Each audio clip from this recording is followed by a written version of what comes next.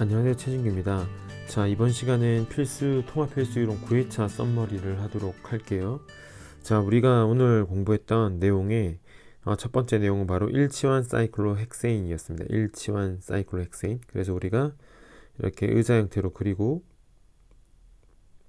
여기 이제 치환기가 하나 있는 거죠. 이 축방향이 이렇게 존재하면 이렇게 일삼위축 상호작용이 발생하게 될 겁니다. 그죠? 그래서 우리는 고리 반전을 통해서 일치한 사이클로헥세인의 형태의 가장 안정한 형태는 치환기 하나가 이렇게 무슨 방향? 적도 방향으로 존재하는 것이 안정한 형태다 라고 얘기를 하죠. 이때 의미상으로 우리는 여긴 이 결합과 이 결합의 이면각이 60도니까 우리가 이를 일삼위축 상호작용이라고 하지만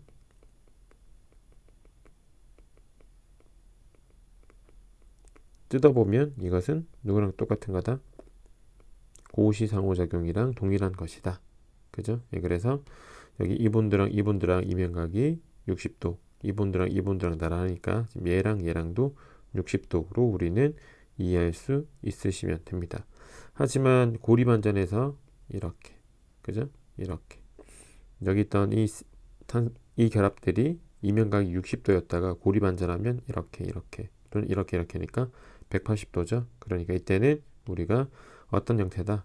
고우시 형태가 아니라 안티컨포메이션으로 이해해서 우리가 부테인에서 공부했던 것처럼 고우시와 안티가 있으면 누가 더 안정하다? 안티가 더 안정하다. 이렇게 우리는 해석할 수 있으셔야 합니다. 자, 이때 우리가 이 일치환 사이클로헥센의 가장 중요한 치환기가 메틸이요, 메틸. 그러니까 여기는 이탄소에 이렇게 우리가 표현을 할 수 있는데 이게 메틸 사이클로헥센의 축방향 형태죠. 이때 여기 이렇게 부딪히고 여기는 이 축방향 H랑 이렇게 부딪히죠. 그죠? 이때 여기는 요 H를 이제 CH3로 바꿔주면 에틸이 되는 겁니다. 그죠? 또 여기는 요 H를 CH3로 바꿔주면 아이소프로필이 되는 거죠. 그리고 마지막으로 여기 있는 H를 CH3로 바꿔주면 터셔리 부틸이 됩니다. 그래서 여러분 이 치환기 질을 기준을 이렇게 CH3로 여러분 생각해 주시면 되고요. 얘보다는 이제 에틸이 되면 조금 입체물이가 증가하죠. 그리고 여기 아이소프로필이 돼도 약간 증가하죠. 그리고 터셔리 부틸이 되면 굉장히 크게 증가하는데 부등호로 표현하면 당연히 사이즈가 커졌으니까 132축 상호작용이 커집니다. 여기도 커집니다. 하지만 여기선 엄청 커진다. 맞죠? 그래서 이 터셔리 부틸 그룹을 우리는 고정 그룹이라고 정의를 했다. 이렇게 하고요. 그리고 제가 여러분한테 뭐 어떤 것도 소개했냐면 이 사이에 누가 있냐? 이건 거예요. 벤젠고리. 우리가 벤젠고리가 치환기가 되었을 때 페닐 그룹이라고 하잖아요. 그럼 이 페닐 그룹이 축방향으로 존재하면 이 구조가 되는 건데 이 벤젠고리가 이렇게 존재하게 되는 거죠. 예, 그럼 여기는 EH랑 이렇게 입체무리가 생기는데 이것의 입체무리가 아이소프로필보다는 크고 터셔리 부틸보다는 작다. 이렇게 여러분 생각을 해주시면 돼요. 자, 그러면 일단 이 메틸을 기준으로 132축 상호작용이 작은 것들이 누구냐? 할로젠입니다. 그죠? 그런 다음에 우린 누가 있었냐면 이렇게 하이드록시 132축이 작았죠? 그런 다음에 우린 다시 NH2 이런 됐나요? 이렇게 132축 상호작용의 크기를 비교할 수 있어야 되는데 지금 하이드록시기는 비공유 전자쌍이 수소랑 부딪히는 거고 이 아미노기 NH2는 이 질소의 비공유 전자쌍이 부딪히는 것이기 때문에 이렇게 수소가 부딪히는 상황보다 상대적으로 작은 132축 상호작용을 갖는다라고 여러분 생각을 해주시면 됩니다. 되셨죠? 그리고 우리가 이런 구조도 잘 해석을 해야겠죠? 여기에 H가 있고 여기에 H가 있는데 여기에 CN 삼중결합이 그러면 여기 이탄소의 운성이 sp이기 때문에 선형 그죠? 180도 결합각을 갖기 때문에 이 132축 상호작용의 크기는 크지 않죠. 기준이 제가 메틸이라고 했어요. 이 메틸보다 항상 132축 상호작용이 작다. 이렇게 여러분 해석할 수 있으셔야 되고요. 그리고 이 육각형 고리 이렇게 그렸을 때 여기 이렇게 CO 이중결합 여기 이렇게 하면 여기도 132축 상호작용이 생길 텐데 지금 이탄소의 혼성이 뭐니까 sp도 삼각 평면 기하 구조니까 이것은 132축 상호작용의 크기가 이 132축 상호작용의 크기가 누구보다 작다고 이해하면 돼요. 이 메틸보다는 132축 상호작용의 크기가 작다. 아시겠죠? 그래서 항상 기준은 다시 한번 말씀드리지만 메틸 사이클로헥세인 기준으로 축방향 형태 기준으로 132축 상호작용이 크냐 작냐를 상대적으로 좀 잘 비교할 수 있는 능력이 필요한 거니까요. 제가 우리 필수이론 교재에서 표를 보고 설명드린 내용들은 정확하게 잘 숙지할 수 있으셔야 합니다. 아시겠죠? 요까지 얘기하면 우리가 1치원 사이클로헥세인에 대해서 얘기했고요. 그런 다음에 두 번째로 공부한 내용이 2치원이죠. 2치원.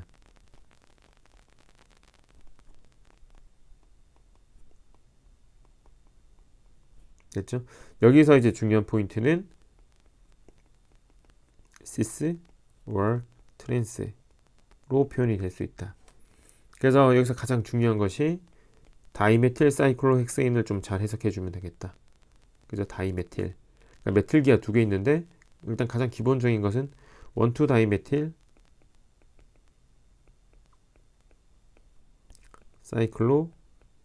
사이클로헥세인이 가장 중요한 구조였죠. 그죠? 1,2 이웃자리. 됐나요? 이때 우리는 시스와 트랜스를 그릴 수 있는데 시스는 다음과 같이 표현할 수가 있고 업으로 표현하면 되겠죠? 그래서 트랜스는 하나가 업이면 하나가 다운이죠. 즉 그래서 여러분 시스와 트랜스를 그릴 때는 축적도 이용하는 게 아니고 업, 다운 이용하셔야 돼요. 얘가 업이고 얘가 업이니까 시스, 얘가 업이고 얘가 다운이니까 이때는 트랜스 이렇게 되죠. 이렇게 그린 다음에 시스 트랜스 이성절체를 그린 다음에 이것에 고리반전된 구조를 여러분 해석해 주시면 되는데 그러니까 구조를 그려야겠죠. 그러니까 여기는 적도, 여기는 축, 그죠? 다시 고리반전하면 이번에는 축축이 고리반전하면 당연히 적도가 될 테니까 여기 적도, 여기 적도. 됐나요? 색깔로 표시하면 이게 축이 적도로, 그죠? 빨간색 적도가 축으로, 파란색 축이 이렇게 적도로, 빨간색 축이 여기 빨간색 적도로 이렇게 바뀐 것으로 이해하면 되죠. 그래서 이렇게 상호 전환돼서 이렇게 고리반전이 될 텐데 두 형태의 에너지를 비교하면 시스 구조는 두 형태의 에너지가 동등하기 때문에 K가 1이죠. 그런데 아래쪽은 확실히 우리는 어떤 형태가 안정하다고 알 수 있어요. 오른쪽 형태가 안정하니까 이렇게 표현하고 K가 1보다 크다 이거예요. 그래서 제가 여러분에게 이제 부탁드리고 싶은 건 이렇게 평면 육각형이 주어지면 이 두 치안계의 시스트랜스를 잘 확인하고 이 시스트랜스를 바탕으로 의자 형태로 그리겠죠. 의자 형태를 그린 다음에 이 녀석의 고리반전된 구조를 그리고 고리반전된 구조에서 어떤 형태가 더 안정한지를 우린 132축 상호작용, 고시 상호작용을 통해서 잘 판단해 주시면 되는 겁니다. 그래서 여러분들은 연습하셔야 돼요. 그죠? 다이메틸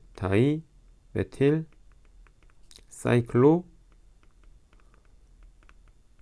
헥세인일 때 이 다이메틸이 1, 2 다이메틸, 그죠? 또는 1, 3 다이메틸 또는 1, 4 다이메틸 다 그리셔야 됩니다. 됐어요? 다 그리셔야 돼요. 1, 2 다이메틸 사이클로헥세인, 1, 3 다이메틸 사이클로헥세인, 1, 4 다이메틸 사이클로헥세인의 시스 트랜스. 그죠? 여기서 1, 2로 시스, 1, 2로 트랜스. 그죠? 여기도 시스, 트랜스, 시스, 트랜스. 그죠? 지금 어떻게? 이렇게 연습했던 것처럼 여기도 똑같이 다 하셔야 돼요. 오늘 우리 필수 이론 하면서 다 정리했으니까 여러분 다시 한번 제가 이렇게 말씀드린 포인트 가지고 의자 형태 그리고 고리 반전시켜서 누가 더 안정한지 왜 더 안정한지 그리고 고리에 존재하는 입체 무리가 어떤 것인지 정확하게 표시하면서 여러분 공부해 주시길 부탁드립니다. 아시겠죠? 넘어가 볼게요. 자, 우리가 이치원 사이클로헥세인에 대해서 얘기를 했죠. 우리 교재에는 3치환 사이클로헥세인이 없었지만 3치환 사이클로헥세인도 뭐 동일한 방법으로 생각해 주시면 됩니다. 제가 다음같이 1번 탄소, 2번 탄소, 4번 탄소의 메틸이 있는 1, 2, 4 트라이메틸 사이클로헥세인을 그렸죠. 이때는 시스트랜스로 여러분 치환기대의 관계를 따지시면 안 돼요. 왜냐면 치환기가 3개 있기 때문입니다. 이때는 이 분자를 정확하게 표현하려면 우리가 입청에서 공부한 것처럼 카이랄 중심의 절대배열을 통해서 우리는 화합물의 구조를 정확하게 설명할 수 있게 됩니다. 자, 그러면 이 구조의 의자 형태를 한번 그려보죠. 자, 그럼 의자를 하나 그리고요. 이렇게 의자를 하나 그려주시고 기준을 정해야겠죠. 자, 1번 탄소를 정할 텐데 1번 탄소 여기 할게요. 그럼 1번 탄소의 메틸기가 업 있죠. 그런 다음에 2번 탄소도 업인데 중요한 것은 1번, 2번이 1번 기준으로 시계 방향이니까 반드시 시계 방향이어야 해요. 자, 그래서 색깔로 표시하면 여기 녹색 탄소가 2번 탄소니까 녹색 이렇게, 여기가 빨간색 탄소 됐죠. 자, 그런 다음에 이 파란색 탄소가 4번 탄소인데 4번 탄소는 바로 여기가 되겠죠. 여기서 다운 이렇게 우리는 표현할 수 있게 될 겁니다. 그러면 이렇게 고리 반전을 시켜야겠죠. 이제 고리 반전된 구조를 그려서 두 형태 중에서 누가 더 안전한 형태인지 우리는 판단해 주시면 되는데, 자, 빨간색 탄소가 여기, 녹색 탄소가 여기, 파란색 탄소는 여기가 되겠죠. 고리 반전을 했으니까. 자, 그러면 자, 축적도가 바뀌어야 되니까 축에서 적도로, 적도에서 축으로, 그죠? 그리고 축에서 적도로 이렇게 우리가 판단해 주시면 되겠죠. 자, 그러면 두 형태의 에너지를 비교하기 위해서 우리는 여기는 이 메틸기와 여기는 H, 여기는 H가 1,3,2축 상호작용을 갖게 되고요. 그리고 여기는 CH3하고 이 메틸기가 이명각 60도니까 또 고시가 되겠죠. 그리고 여기는 이 CH3도 축 방향이니까 여기는 이 H하고 여기 있는 이 H가 1,3 관계니까 1,3,2축 상호작용이죠. 그러니까 여기는 고시가 몇 개 있는 거예요. 붙어있는 곳이 고시가 5개 있는 겁니다. 5개. 그죠? 자, 오른쪽은 자, 노란색 메틀기가 적도로 왔어요. 그죠? 녹색 메틀기가 축 방향으로 이렇게 오게 된 거고, 파란색 메틀기가 다시 적도 방향으로 이렇게 간 거죠. 그러면 이 녹색 메틸에 의해서 1,3,2축 상호작용이 생길 텐데 여기 H하고 여기 이 H 요렇게 부딪히게 될 거고요. 그리고 지금 요렇게도 이면각 60도죠. 맞죠? 예, 그러니까 얘는 고시가 몇 개 있는 거예요? 예, 3개 있는 그림이죠. 그러니까 평형화살표의 크기를 이제 우리는 수정을 해야 될 것 같아요. 얘가 아니라 이제 우리는 어떤 형태가 안정하다, 오른쪽 형태가 안정하니까 오른쪽으로 크게 그리고 왼쪽으로 작게 그리고 뭐 K가 1보다 크다. 그리고 두 의자 형태 에너지는 동등하지 않다. 이렇게 해석할 수 있게 되는 거죠. 이런 식으로 여러분 2치환이건 3치환이건 2치환까지만 정확하게 할 수 있으면 3치환 또는 4치환 사이클로 알케인은 그렇게 어렵지 않습니다. 그러니까 여러분 잘 연습해 주시면 되고요. 이제 여러분들이랑 공부했던 내용이 바로 이고리 구조였죠. 이고리 구조. 자, 이고리 구조는 세 가지가 있다고 했어요. 접합 이고리 구조가 있고, 다리 이고리 구조가 있고, 스파이로 이고리 구조가 있다. 이렇게 말씀을 드렸죠. 우리 필수에선 이 두 가지 이고리 구조에 대해서 얘기를 했는데, 우리가 이 두 가지 이고리 구조의 명명의 공통점은 항상 바이사이클로, 고리가 두 개라는 뜻으로 표현을 하고, X, Y, Z, 그러니까 다리를 이루고 있는 탄소를 큰 숫자부터 나열하고 전체 탄소 개수를 적어주시면 됩니다. 그래서 반드시 긴 다리부터 적어야 돼요. 긴 다리, 긴 탄소 다리부터 다리 순으로 여러분 XYZ 순서대로 이렇게 적어 주셔야 합니다. 그리고 여러분 이 G가 가장 짧은 다리가 될 텐데 이 G가 0이면 접합 이고리 구조가 되는 거고요. G가 0이 아니면 다리 이고리 구조가 되는 거죠. 그래서 이렇게 여러분들은 접합 이고리 구조와 다리 이고리 구조를 잘 구분해 주시면 됩니다. 자, 그리고 이 접합 이고리 구조에서 가장 중요한 게 데칼린이에요. 엄청 중요합니다. 이 데칼린은 시스 데칼린과 트랜스 데칼린의 부분 입체 이성체 관계로 우리는 이해할 수 있는데, 이 시스 데칼린과 트랜스 데칼린의 평면 구조 그리고 의자 형태를 잘 표현할 수 있어야 돼요.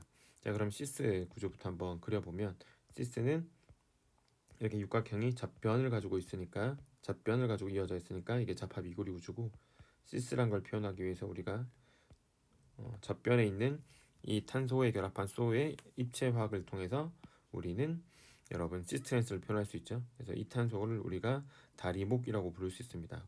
두 고리를 공유하는 탄소니까요. 다리목 탄소의 수소 원자를 통해서 우리는 입자를 표현하죠. 그래서 이 녀석의 의자 형태를 표현해 보면 이렇게 되고 이렇게 되죠. 자, 그러면 지금 여기 이 본드하고 여기 이 본드가 나란하잖아요. 그죠? 그럼 여기 이 본드랑 여기 이 본드랑 다시 나란한 거예요. 됐나요?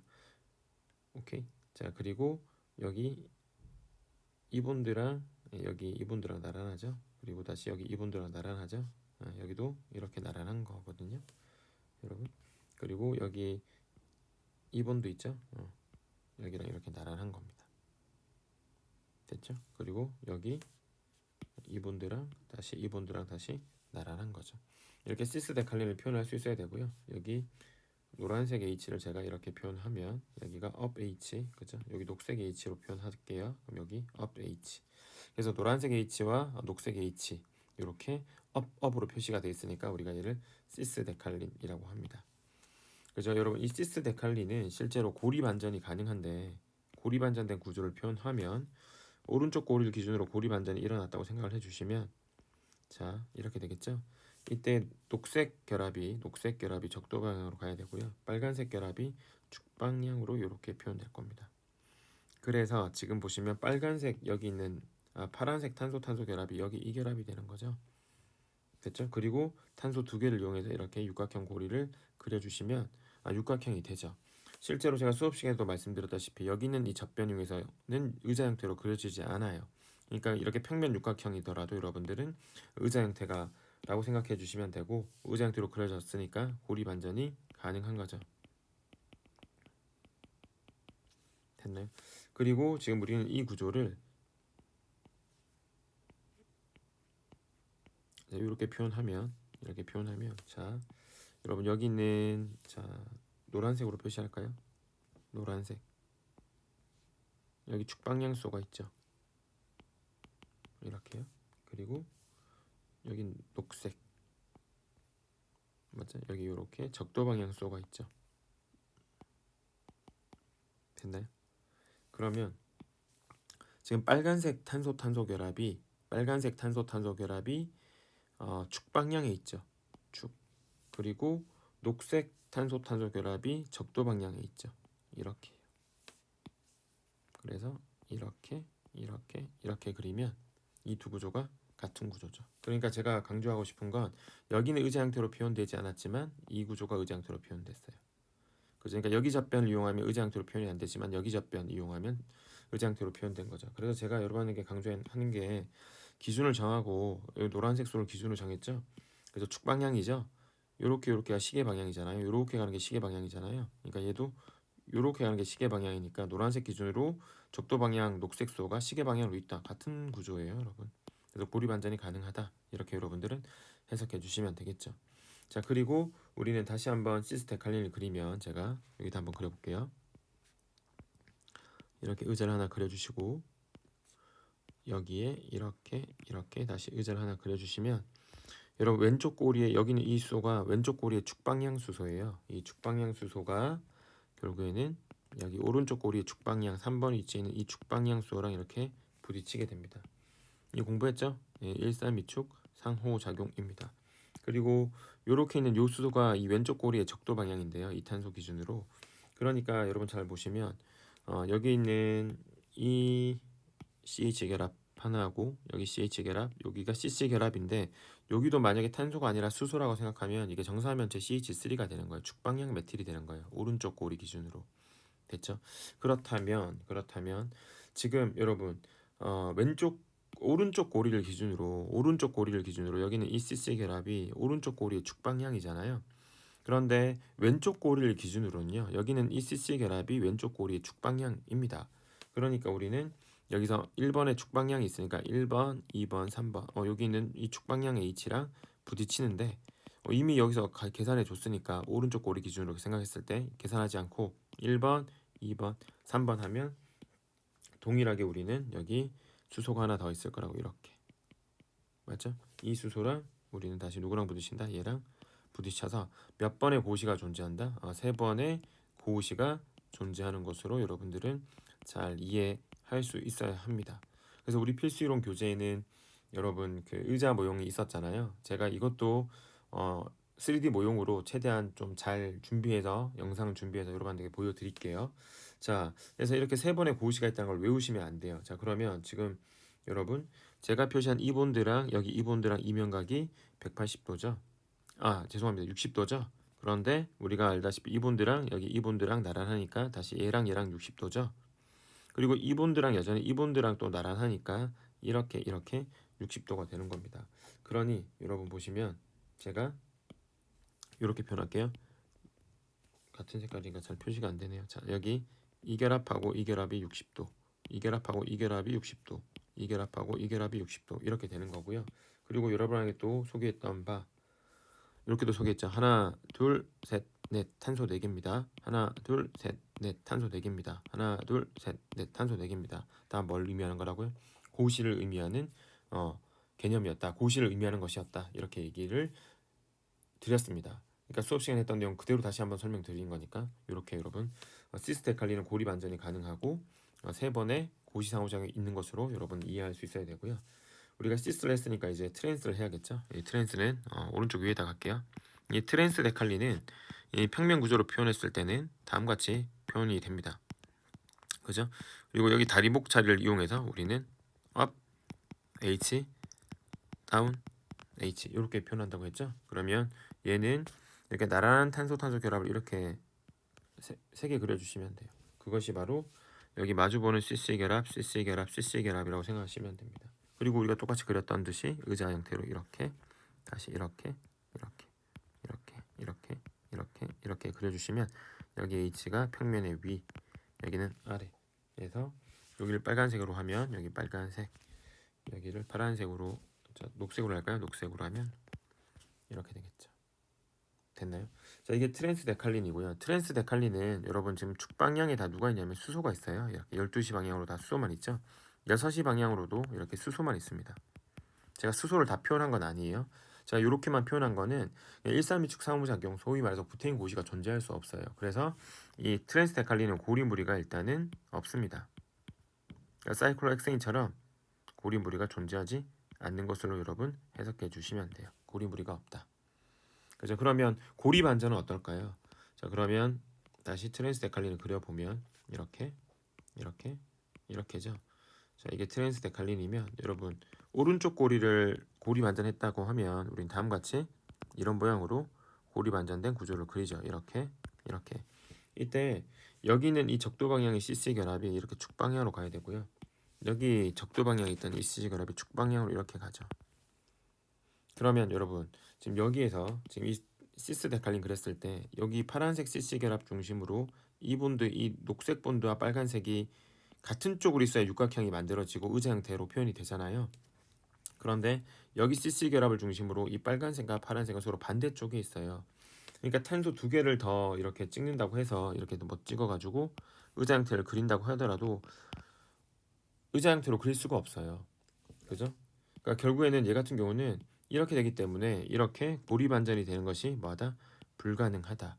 그래서 트랜스는 고리 반전이 불가능합니다. 그래서 의미상으로는 이 트랜스 데칼리는 우리는 이 육각형 고리가 하나 있었을 때 누구의 의미랑 동일한 거냐? 고정 그룹이 있는 터셔리 부틸 그룹이 붙어 있는 것과 동일하게 판단해 주시면 됩니다. 무슨 말인지 이해하시겠죠? 자, 이렇게 해서 시스 데칼린과 트랜스 데칼린에 대한 얘기를 했으니까 여러분 한번 다시 잘 정리해 주시고, 그래서 이번 페이지를 간단하게 말씀드리면 요렇게는 지금 요렇게는 삼치한 사이클로 알케인에 대해서 얘기했고 사이클로헥센에 대해서 얘기했고, 그 다음은 이고리 구조에서 접합 이고리 구조, 다리 이고리 구조의 명명법, 그리고 접합 이고리 구조의 가장 대표적인 게 데칼린의 시스, 트랜스. 이렇게 여러분 한번 잘 생각을 해주시면 되겠습니다. 되셨죠? 넘어갈게요. 자, 그리고 여러분 이 다리 이고리 구조는 제가 뭐 구조적으로 그렇게 많이 설명을 드리지 않았지만 육각형 고리가 이렇게 있고 여기에 이렇게 다리가 세워진, 그죠? 이렇게 되겠죠? 그럼 얘는 바이사이클로 둘, 둘, 하나. 그래서 둘 하나니까 다리목 빼고 한 거죠. 이 다리목 탄소 이 탄소하고 이 탄소 빼고 한 거니까 둘 하나. 그죠? 여기 두 개, 여기 두 개. 그죠? 그리고 여기 한 개. 이게 둘 하나죠. 그래서 5개인데 다리목탄소까지 더하면 7개니까 헵테인 이렇게 우리가 명명할 수 있게 되죠. 자, 그런데 이 구조의 입체 구조를 표현하면 여러분 다리 이고리 구조가 되면 의자 형태로 육각형이 존재할 수가 없어요. 이렇게 되죠. 그래서 여기를 파란색, 여기를 녹색, 여기를 빨간색으로 하면 빨간색 두 탄소를 이용해서 다시 브릿지를 세운 겁니다. 이렇게 원카본 브릿지를 노란색 탄소로 세운 거죠. 이때 이 빨간색 탄소 고리를 공유하는 그죠, 두 고리를 공유한 탄소를 우리가 다리목이라고 합니다.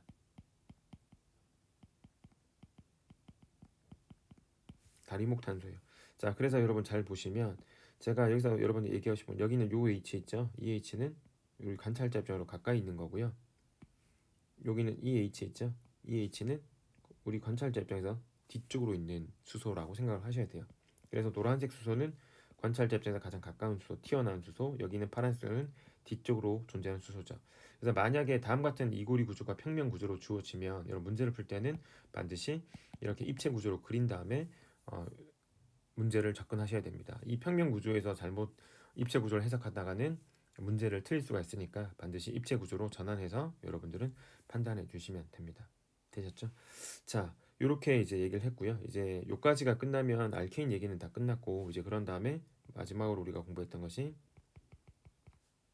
4장의 마지막이 산화수 계산이었죠. 우리가 산화수를 계산할 때는 이 전기음 송도의 개념으로 계산한다고 했습니다. 그래서 보통 이렇게 두 원자가 공유결합하고 있으면 만약에 EN 이쪽이 크다, EN 이쪽이 작다라고 하면 EN이 큰 원자에는 마이너스 1, 작은 원자에는 플러스 1. 요것이 가장 기본적인 전기음 송도를 바탕으로 한 산화수 계산법이에요. 그래서 CH4라고 하면 이 탄소에 수소가 4번 붙어 있기 때문에 탄소의 산화수는 마이너스가 되는 거고요. 여러분 CO2라고 하면 이중결합은 단일결합이 2번 있는 것처럼 생각해야 되기 때문에 탄소가 플러스 1, 산소가 마이너스 1이죠. 이런 결합이 4개가 있기 때문에 탄소의 산화수는 플러스 4가 되는 거예요. 그래서 탄소의 산화수는 마이너스 4에서 플러스 4에서 왔다 갔다 하면서 반응을 하게 됩니다. 됐죠? 자, 그럼 이런 관점에서 우리는 다음 같은 반응을 통해서 산화수 계산을 잘 해주시면 되는데 여기다가 HCl을 집어넣으면 다음 같은 생성물이 만들어져요. 그죠? 그럼 우리는 탄소의 산화수를 잘 계산하면 되기 때문에 반응이 일어난 탄소의 산화수만 잘 계산하시면 됩니다. 여기는 수소 때문에 마이너스 1이죠. 여기는 0이고 여기는 마이너스 2죠. 그런 다음에 우리가 해야 될 작업은 이 반응물에 있는 산화수의 합을 더해야 돼요. 탄소의 산화수의 합. 이렇게. 생성물에서 산화수의 합을 더해야 돼요. 그러면 여기는 마이너스 2고 여기도 마이너스 2죠. 마이너스 2에서 마이너스 2 변화가 없죠. 이럴 때 우리는 이 반응을 산염기라고 합니다. 산염기 반응으로 해석하시면 돼요. 자, 그런데 우리가 다음 같은 동일한 알켄이 주어지고 여기다 Cl2를 집어넣으면 우리는 이렇게 여기 Cl, 여기 Cl 이렇게 만들어지거든요. 그러면 당연히 여기가 마이너스 1, 여기가 마이너스 1이죠. 여기는 얼마예요? 0이죠. 그러면 산화수의 합을 더해야 된다고 했으니까 얘하고 얘 더하고 얘하고 얘 더하는 거예요. 그러면 여기는 마이너스 2죠. 여기는 0이죠. 마이너스 2에서 0으로 산화수가 증가했으니까 우리가 이것을 무슨 반응이라 불러요? 산화라고 하는 겁니다. 그럼 탄소 원자가 산화가 되면 여러분 누군가는 환원이 돼야겠죠. 즉 산화제가 필요하다는 얘긴데요. 이때 CL의 산화수가 0입니다. 여기는 마이너스 1, 마이너스 1이죠. 이것도 합을 더하면 이렇게 뭐 어차피 얘는 0이니까요. 그래서 합을 더하면 여기는 마이너스 2가 되겠죠. CL은 그러니까 0에서 마이너스 2로 뭐가 된 거죠? 환원이 된 거죠. CL2는 자신이 환원됐으니까 우리가 이 CL2를 뭐라고 정의하면 되나요? 산화제로 정의해 주시면 돼요. 그래서 이 반응은 산화 환원 반응이고 우리는 유기학인과 탄소 원자만 잘 확인하시면 돼요. 탄소 원자의 산화수가 마이너스 2에서 0으로 증가했으니까 산화 반응이다. 이 얘기는 기출문제에 나왔습니다. 그죠? 그러니까 여러분들은 어떠한 반응이 주어지건 산화수 계산하는 방법을 통해서 산화수의 변화를 통한 산화 환원 반응을 잘 구분해 주시면 되는 거예요. 됐죠? 자, 요까지 말씀을 드리면 우리는 사이클로 알케인 4장 내용을 다 마무리하게 된 겁니다. 그래서 잘 한번 체크리스트 가지고 잘 확인해 주시면 좋을 것 같고요. 이제 우리가 5장으로 갔었죠. 이 5장은 입체 화학입니다. 스테레오케미스트리죠. 굉장히 중요한 단원이고요. 여러분 여기서 일단 처음 유기학 공부하는 친구들이나 들이거나 유기학에 자신이 없는 친구들은 입체학에서는 항상 용어 정의하는 것이 굉장히 중요합니다. 용어를 정확하게 정의하는 것이 중요하고 이 정의에 따라 예를 말씀할 수 있으면 굉장히 잘할 수 있게 돼요. 자, 그러면 우리가 처음에 공부했던 용어가 바로 카이랄, 비카이랄, 카이랄이죠. 오케이. 자, 이때 여러분 어떤 A란 분자가 있어요. 그죠? 모든 분자는 이렇게 거울에 비치면 거울 상이 나오겠죠. 이때 이 A와 A'이 실상과 거울상인데 이 둘의 관계가 포개어지지 않는다. 이것이 포인트죠. 겹쳐지지 않는다. 했을 때 우리는 A를 카이랄, 겹쳐지지 않으니까 A'도 카이랄이라고 하는 겁니다. 그죠? 그러면 A란 분자가 있는데 A'의 거울상을 그렸어요. 근데 이번에는 이 실상과 거울상이 포개어진다. 포개어진다는 얘기는 동일한 분자가 되는 거고요. 우리 이때 카이랄, 비카이랄이라고 합니다. 그래서 카이랄 분자의 정의는 거울상이 포개어지지 않는 분자, 비카이랄 분자의 정의는 거울상이 포개어지는 분자. 이것이 정확한 정의고요. 이때 포개어지지 않는 두 거울상의 관계요. 포개어지지 않는 두 거울상의 관계를 우리가 A와 A'의 관계를 뭐라 부르냐? 얘랑 관계를 우리가 인안티어머라고 하는 거울상 이성질체라고 합니다. 그죠? 그러니까 우리는 카이랄 분자는 항상 뭘 가져요? 거울상 이성질체를 갖죠. 그리고 거울상 이성체 관계에 있는 각각의 분자는 모두 카이랄이라고 우리는 정의할 수 있게 됩니다.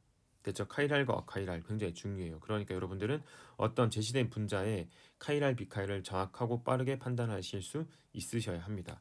그럼 우린 지금 두 가지 용어를 정의했는데요. 세 가지죠. 카이랄, 비카이랄, 이난티어머, 거울상 이성질체. 됐죠?